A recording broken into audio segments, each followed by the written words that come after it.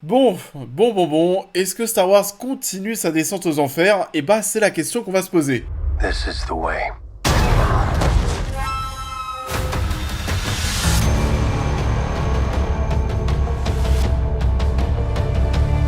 Bonjour à tous, j'espère que vous allez bien. On se retrouve aujourd'hui pour parler du retour de The Mandalorian et la nouvelle saison de cette série Star Wars très populaire désormais pour nous accompagner en ce début de printemps. D'ailleurs, il y a aussi le jeu vidéo Jedi Survivor qui sort la semaine prochaine, on en parlera sur la chaîne. Et en parlant justement de jeux vidéo et de printemps, j'ai de belles choses à vous présenter, et ça grâce à G2A, le partenaire de la vidéo. G2A est un marché numérique spécialisé dans les produits vidéoludiques, c'est un marketplace. Il s'agit d'un site de mise en relation entre d'un côté des vendeurs et de l'autre ceux qui achètent. Qu'est-ce qui est à vendre? Ici, principalement des clés pour jouer à des jeux, et ça pour des plateformes telles que Steam, Origin ou Xbox par exemple. Et ce qui va différencier G2A des autres boutiques traditionnelles, ce sont ses prix qui sont bien plus bas tout au long de l'année. On le sait, mais aujourd'hui acheter un jeu vidéo ça peut coûter un peu cher, 70 à 80 € par exemple. Et c'est pas étonnant de vouloir faire de bonnes affaires, et G2A tombe à pic, parce que oui, les prix défient toute concurrence. Et comme on le disait en ce moment, c'est le début du printemps, le retour de la vie ensoleillée, ça dans notre monde réel, mais aussi sur G2A. Vous avez accès tous les jours à de nouvelles offres, il y a des codes de réduction cachés sur la page d'accueil, mais aussi sur les pages des produits qui vous intéressent. Ils changent de position et de valeur chaque jour, donc ça vaut la peine de chercher, de fouiller un petit peu comme vos œufs de Pâques dans votre jardin. Il y a énormément de choses qui sont mises en place comme d'habitude pour vous permettre d'accéder aux meilleures opportunités au meilleur prix. Et vous pourrez retrouver les liens qui vous renverront vers le site afin de profiter de ce joli début de printemps en description de vidéo, donc n'hésitez pas à découvrir G2A. You also have to know how to navigate the galaxy.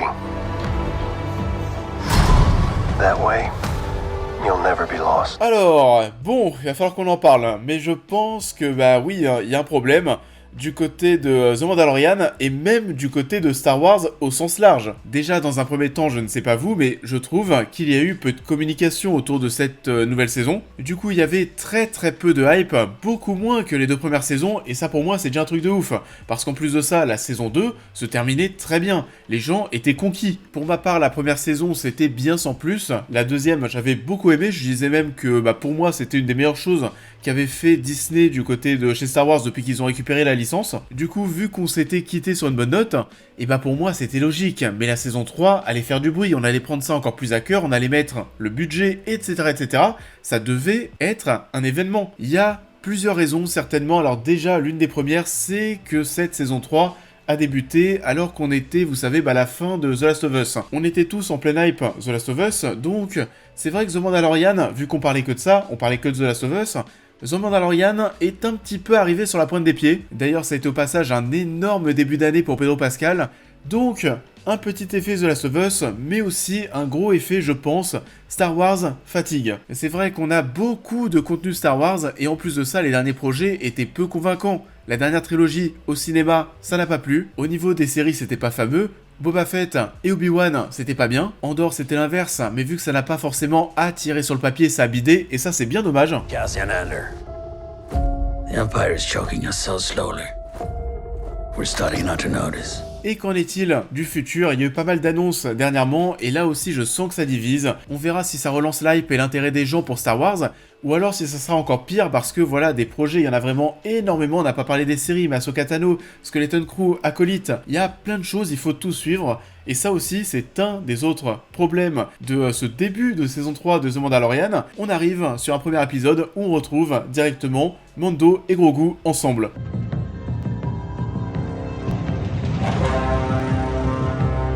C'est pas du tout comme ça que se terminait la saison 2, parce que oui, on suivait leur séparation, donc il faut suivre, il fallait regarder Boba Fett, l'horrible saison Boba Fett, disons-le. Il fallait donc suivre ce truc pour ne pas être paumé dans ce show qu'on aime pourtant plutôt bien. Et je sais pas comment vous avez réagi, mais personnellement, j'ai soufflé, j'ai trouvé ça mais tellement dommage. Et surtout que le lancement, le premier épisode n'était pas fameux, j'ai pas trouvé ça ouf. En plus de ce côté vraiment presque honteux de retrouver déjà Grogu avec The Mandalorian, avec Mando, alors que il devrait pas être là vu la fin de la saison 2. Pour le reste, j'ai trouvé ça plat, peu inspiré, peu ambitieux pour un show Star Wars qui quand même plaisait aux gens. C'est quand même assez étonnant, je trouve. Heureusement que le final est un poil meilleur, surtout l'épisode 7 qui était plutôt bon. Mais sinon oui, des épisodes 1 à 6, je me suis assez ennuyé. C'est peut-être parce qu'à partir de l'épisode 7, on a une réelle adversité qui débarque. Sinon, on a des épisodes qui sont inégaux, parfois c'est long, parfois c'est très court. Il y en a qui font 1 heure, il y en a qui font à peine 35 minutes. C'est le cas de l'épisode final qui est très court. Encore plus, vous savez, si on retire le récap au début et si on retire le générique de fin, les génériques de fin qui sont un poil plus courts que dans les saisons précédentes. Et puis voilà, les premiers épisodes, c'est pas ce qu'il y avait de plus passionnant, c'est Mando qui doit aller se baigner quelque part pour redevenir un Mandalorien parce qu'il avait retiré son casque. D'ailleurs, c'est limite même plus le personnage principal de sa propre série. Il va commencer à se faire voler la vedette petit à petit, et ça rappelle ce qu'on avait eu du côté du livre de Boba Fett, où Mando à un moment débarque, et Boba Fett, et ben on le voit plus. Bon, là c'est pas autant abusé bien sûr, mais Bo-Katan prend beaucoup de place, ça devient le personnage fort du show. Elle, au contraire de quasiment tous les personnages, elle a une vraie évolution, tu sens qu'au début, bah voilà, elle est seule, et elle va évoluer au fur et à mesure des épisodes, elle va devoir assembler beaucoup de monde, récupérer même le sabre noir, elle passe au premier plan, ça c'était prévisible. Voilà, de ce que j'ai vu, c'était un personnage qui était plutôt apprécié. Personnellement, j'ai pas trouvé ça dérangeant de l'avoir autant mis en avant. L'épisode 3 m'a peut-être un peu dérangé parce qu'on s'écartait vraiment de ce qui était, de ce qui est la série The Mandalorian. Limite, dans cet épisode 3, on se croirait plus du côté d'Andorre. On est sur Coruscant, dans un épisode qui est long. J'avoue, on ronfle un petit peu, et surtout qu'au final, avec du recul, on vient de finir la saison, ça ne servait à pas grand chose de passer autant de temps ici. Même si j'aime bien la direction artistique de cette planète, il y a parfois des beaux visuels comme d'autres qui sont vraiment horribles. Tu vois que tout est flou autour des personnages, c'est pas palpable, c'est fake, tu vois, mais tout ça c'est horrible. Et d'ailleurs oui, au global, sur ces 6 premiers épisodes, j'ai trouvé qu'on était sur un niveau technique et artistique très très faible. C'était pas à la hauteur d'une 3e saison d'une série populaire à succès.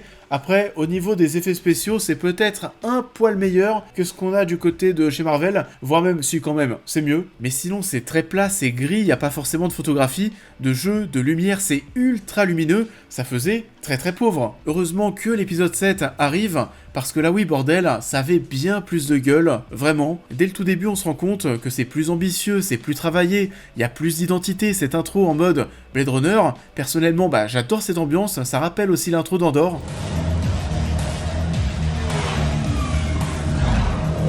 On a du grand spectacle dans ces 2 derniers épisodes. Le retour de Moff Gideon avec sa nouvelle armure qui est plutôt classe. Il y a des combats, les gardes prétoriens qui débarquent que je trouve aussi très classe comme d'habitude, tout en rouge. Et la musique aussi. D'ailleurs, on a quand même pas mal de passages épiques vers la fin qui vont être accompagnés de notes de musique de la série The Mandalorian un petit peu remixées pour rendre ça encore plus dynamique. Pour le coup, j'ai bien kiffé.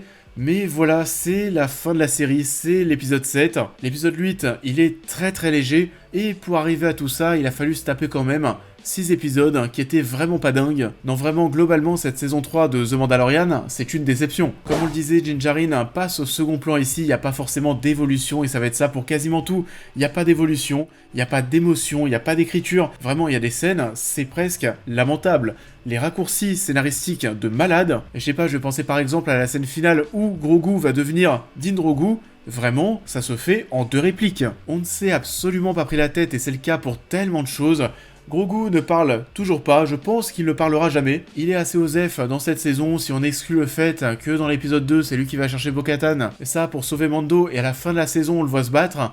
Mais sinon, le reste, c'est encore, voilà, on joue sur le côté très mignon du personnage. C'est peut-être too much, parce que ça fait 3 saisons qu'on se tape la même chose le concernant. Yes. Yes, what? Yes. Yes. Yes. Yes. Yes. Yes. Yes. Yes.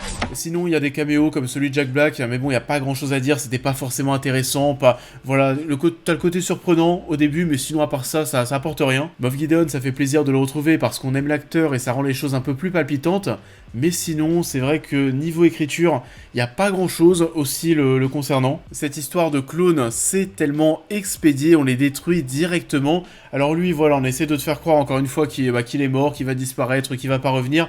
Il va revenir, bien sûr, c'est pas une scène de mort. Ça ne fait pas l'ombre d'un doute, ça ne peut pas être ça, la mort du personnage. Sinon, j'ai plutôt bien apprécié le combat final, même si la mise en scène est très classique. Ce combat sabre noir contre son espèce de bâton violet, c'était plutôt classe. Et c'est la preuve aussi ici que Bo-Katan devient le personnage principal presque de cette saison. Mando se fait dégager et c'est elle qui va combattre Moff Gideon. Mando et Grogu, on va peut-être les retrouver cette année dans la série Ahsoka. On verra ce que ça donne. En tout cas, personnellement, je sais pas ce que vous avez pensé du trailer de cette série sur Ahsoka Tano. Dites-moi ça en commentaire, mais là aussi, je suis désolé, mais au niveau des visuels, ça semble plat, ça semble gris, il n'y a pas de photographie. Non, vraiment, je suis très peu emballé et j'ai peur pour l'avenir de Star Wars. Perhaps it is time to begin again.